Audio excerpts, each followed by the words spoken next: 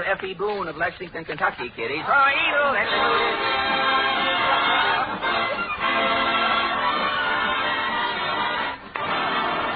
The Fred Allen Show, with Fred's guest, the Metropolitan Opera star, Lauritz Melchior, Portland Hopper, Minerva Pius as Mrs. Nussbaum, the DeMarco sisters, and Al Goodman and his orchestra. And if you ever want to have me paged, my name is Kenny Delmar.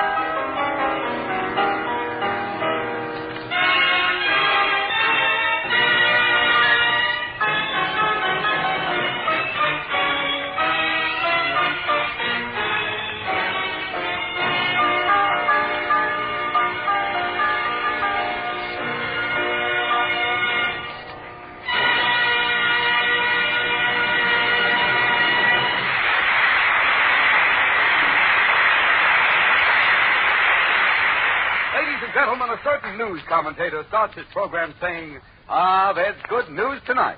We start our show by saying, there's bad news tonight. And here it is. Meet Fred Allen.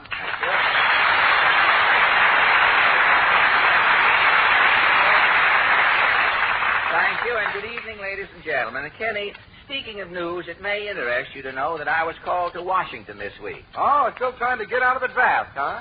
No. No, Kenny. General Grant straightened that out for me. Mr. Allen! Well, of course.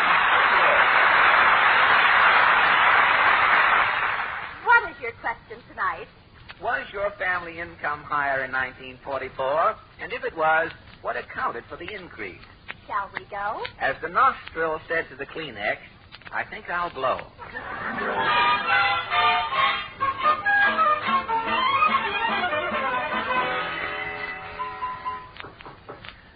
Something tells me the Senator's home. I smell chitlings cooking. Somebody I say, somebody not. Yes, I know. Claghorn's the name, Senator Claghorn, that is. You don't have to... I'm from the South. The only candy I eat is cotton candy. I don't care what... Seen Gone with the Wind 72 times. Look, I don't When care... I'm in New York, I refuse to drive through the Lincoln Tunnel. Now, look, Senator. Now, what's eating your tongue out with Well, it? I just would Your like- jaw keeps wagging, but nothing comes out. Well, I don't give You're it... like Charlie McCarthy without Edgar Bergen. Well, if you just give me a... Regular dummy. Dummy, that is. Now, wait a minute. Put me down off your knee, Senator. Now, what about families earning more money in 1944? Well, it ain't what people earn, son. It's what they can keep. You mean Most people end up with nothing. it's the law of averages? It's the Ways and Means Committee. The ways and means? If you've got means, they'll find ways to get it. So long, son. So long, that is. So long, Senator. Don't forget, vote for Jefferson Davis. I'll write him in.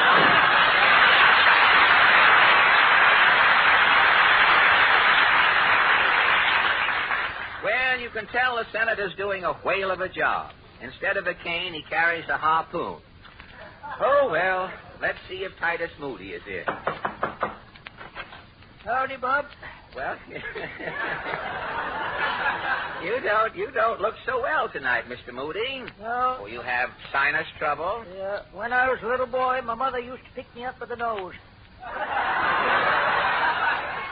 Your mother picked you up by the nose? I had small ears. Oh, Well, I couldn't see your ears. You have your ear laps on there. Yeah, I've been out chasing my wife. Chasing your wife, huh? My wife had a dog biscuit, accidental. Ate a dog biscuit? Yeah, last 2 nights. Uh-huh. She's been running up and down the road barking at strangers. Well, about these higher wages, how did you do in 1944? Only made one deal. One deal, huh? Yeah, in January, I bought a pig for $8. I see. Fed the pig $12 worth of swill. Yeah? $20 worth of mash. Yeah? December, I sold the pig for $40. Now, wait a minute. If you bought the pig for $8, spent $12 for swill, that's $20. $20 more for mash, that's $40. And you say you sold the pig for only $40. Yeah, I didn't make no money. No? No, but I had the use of the pig all the year. So long, Bob.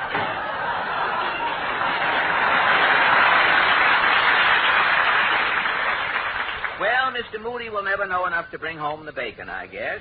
Let's see what happens at this next door. No? Oh, Mrs. Nussbaum. You are expecting maybe Rosalind Yussel.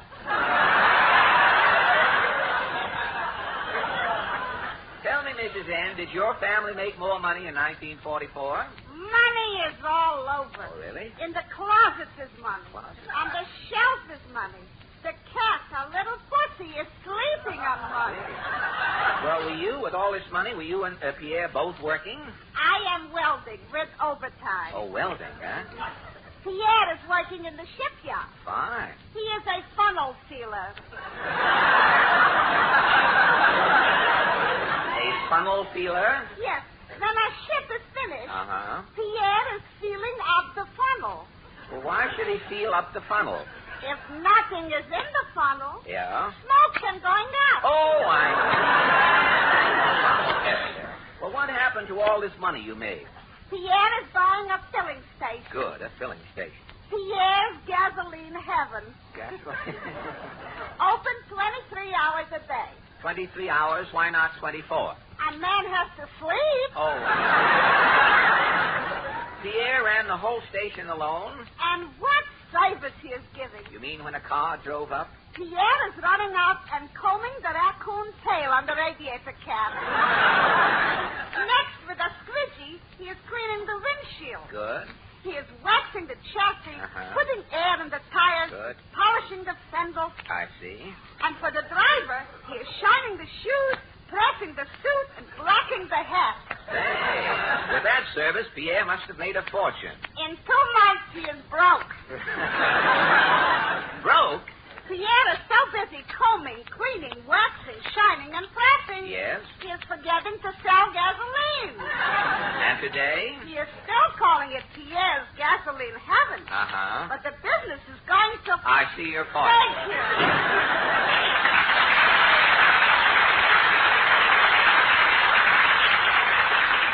Well, here we are at the last house in Allen's Alley. Let's see what happens here. Hello, Mr. Allen? Well, the DeMarco kids. Have you rented McGee and McGee's house?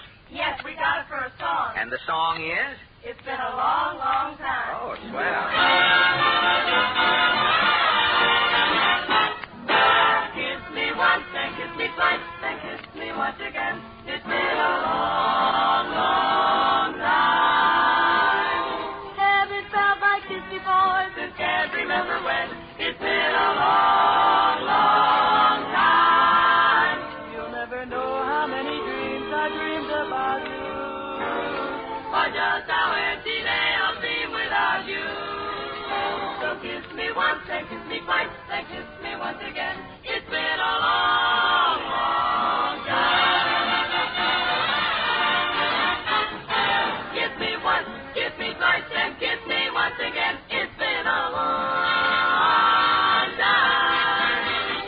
Haven't felt like this before since can't remember when. It's been a long, long, long time. You never know how many dreams I dreamed about you. Oh, just how empty without you. So kiss me once, then kiss me twice, then kiss me once again. It's been a long, long time. It's been a long time.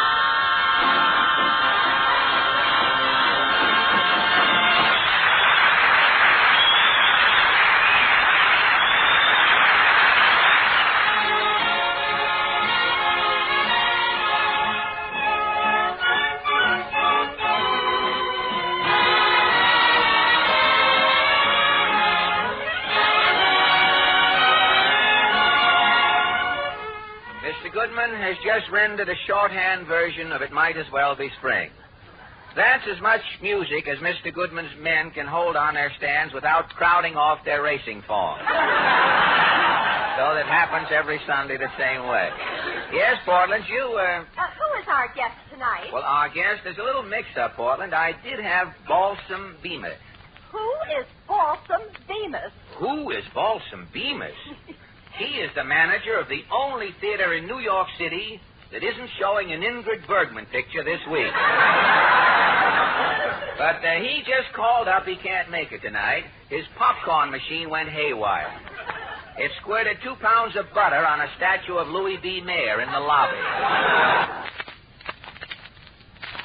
He's there with some bread mopping up the lobby. That's what happens. Our guest stars drop out like that. We never know. Well, is anyone coming? Well, Lauritz Melchior, the big opera star, may drop in. He called me up and said that he wanted to see me. Wasn't Mr. Melchior here 2 years ago? Oh, it's over 2 years ago. He was griping about Sinatra making $30,000 a week. Remember? Mr. Melchior wanted me to get him on the radio. Well, what does he want tonight? Well, at that time, I told him to stay in opera. He became a big star, so he probably wants to thank me for giving him that advice. This must be Mr. Melchior now. Come in. Ladies and gentlemen, may I present Mr. Lauritz Melchior.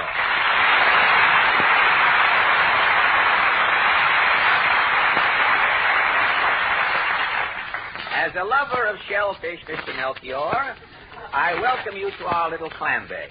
There you go, Fred. There you go. The last time I saw you, remember, you wanted me to get you into radio.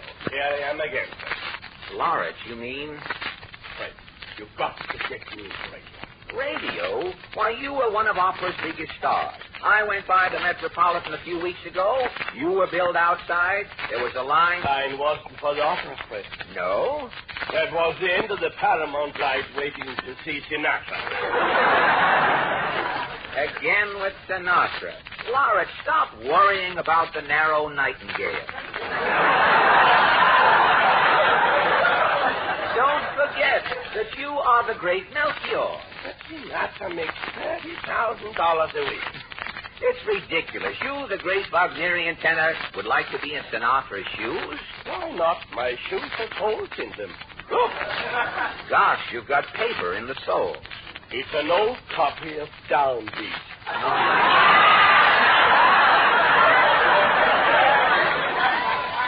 Well, what are a few holes in your shoes? In opera, you are a star. Fred, make me another Frankie boy. No, Lauritz. Another Pericomo. No, Lauritz.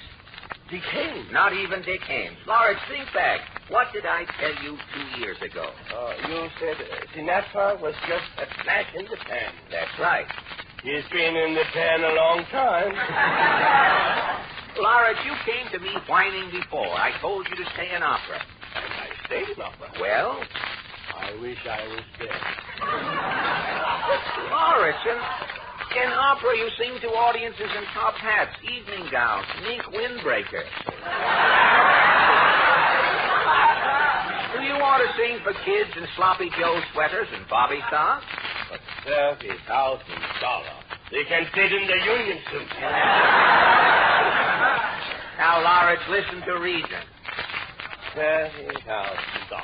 And what does he sing? We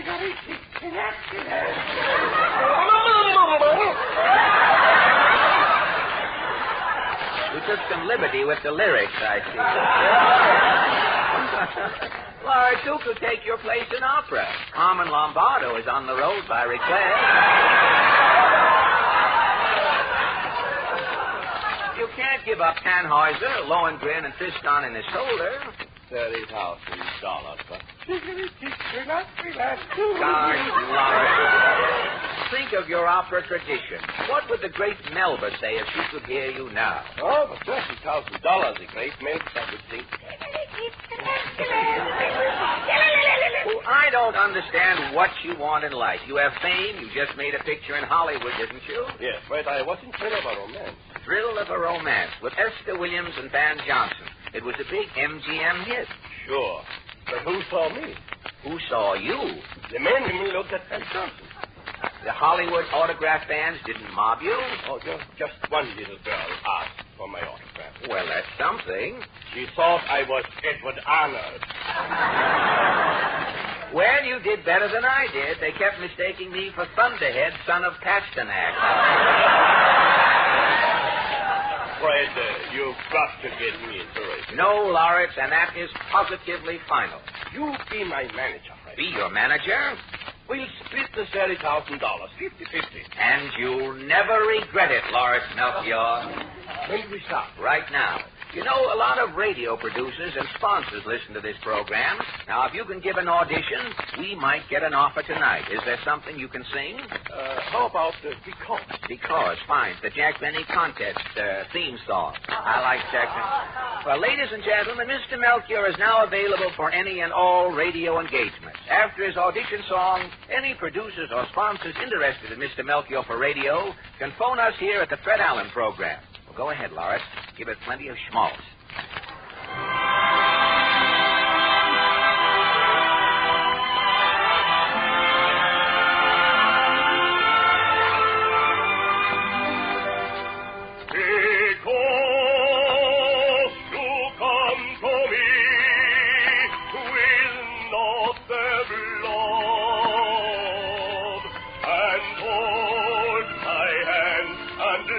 Mine eyes above.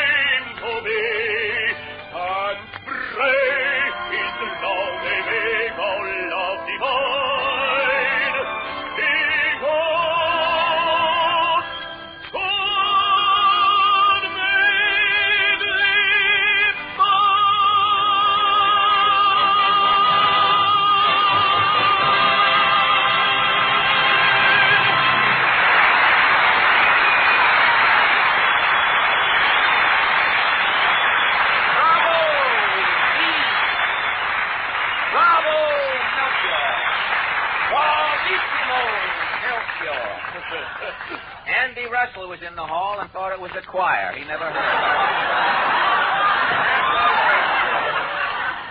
That was wonderful, Mr. Melchior. Any phone calls yet? No phone calls. Keep your leotard on, Lauritz. When those phone bells start ringing, you'll think it's a good humor man with St. Vitus dance. Fred, are you sure the telephone? Yes, it's working, Lauritz. Now stop biting your nails. Every big producer in radio is probably fishing around for a nickel to call us. Now relax. Ah, there's the phone. Here's the first nibble, Lauritz. I've got it. Hello? Fred Allen, manager of Lauritz Melchior speaking. You heard the audition? You want Mr. Melchior right away? Well, I'll see. Yes, it's the 4 chicks and a chuck. They want you to fill in. Do they want me to sing at a chick or a chuck? Well, I'll find out. You have a choice there. Hello?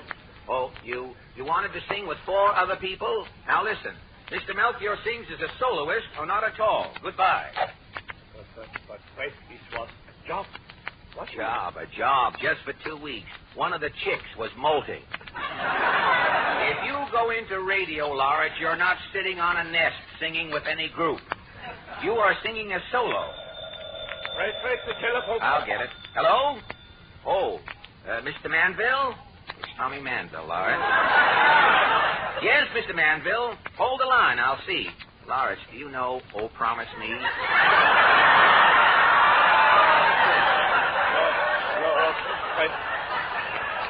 Fred, I can't sing at weddings. When I open my mouth, I always get a mouthful of rice. Well, it's a good offer, Lauritz. Not much money singing at Manville weddings, but it's steady work. No, Fred. Sorry, Mr. Manville. Thanks for calling. What? No, I don't know Lucy Monroe's number. Goodbye. Maybe I should sing again, Fred. Now, Lauritz, stop worrying. Something big will come in any minute. Maybe we could call back the chicks and the chuck. No, Lauritz. If the next is big enough, I could sit. Now, please, Lauritz. Please. Hello? Yes, Mr. Melchior is here. Hold it, I'll ask him. Lauritz, yes, can you sing in a blonde wig and slacks? In a blonde wig? It's Phil Spitalny. What shall I tell him? Tell him my wig size is 7.5. Yes, Phil. What? No, I won't let him sing falsetto with 14 dames. Goodbye. You're going to sing a solo or nothing. But, Fred, I'm hungry, Lauritz. Hello? Yes? An offer for Mr. Melchior? What? You sing a solo? We'll be right over. Goodbye. Lauritz, this is it. Grab your hat and alpine stock. Never mind my hat. Let us go. All right, let's... This is the studio, Lauritz. See that sign on the door? Radio Productions Incorporated. Let's go in. Can I help you, Jen? I am Mr. Melchior's manager. This is Mr. Lauritz Melchior. Oh, Mr. Badu, Mr. Melchior's here. Ah, Melchior, the great Melchior, it's you. How do you do? Mr. Melchior, everything is ready. Not so fast, Badu. Before we sign anything, remember Mr. Melchior will only sing a solo. It is a solo. The orchestra is 100 musicians. At last, you're in radio, Lauritz. Are you happy? Fred, I can never thank you. Let's see, the studio is ready, Mr. Melchior, right through here. And what an orchestra. What an orchestra. Toscanini personally is playing the cymbal. We're ready, Mr. Badu. Here is your music, Mr. Melchior. We're all set to go. Good luck, Lauritz. Thanks, Fred. Quiet, everybody. Let's go. We're on the air. Ladies and gentlemen, presenting the glorious voice of the great Lauritz Melchior.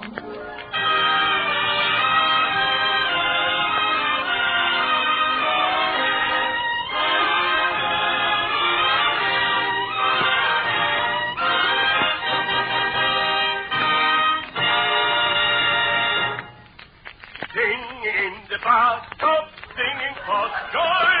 Live in the life or die, boy. Can't help singing, 'cause I know the life I really stop.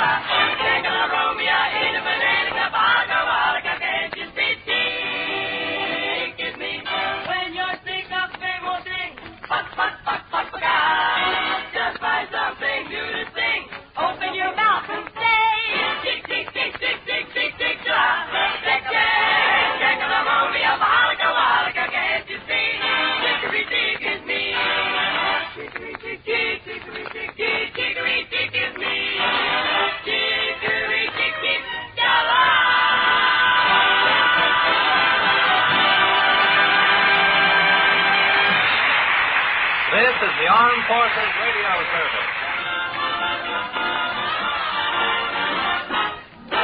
Kiss me once and kiss me twice and kiss me once again. It's been a long, long time. Haven't felt like this before. Just can't remember when. It's been a long, long time. You'll never know how many dreams I dreamed about you. Or just how empty they'll seem without you. So kiss me once and kiss me twice and kiss me once again.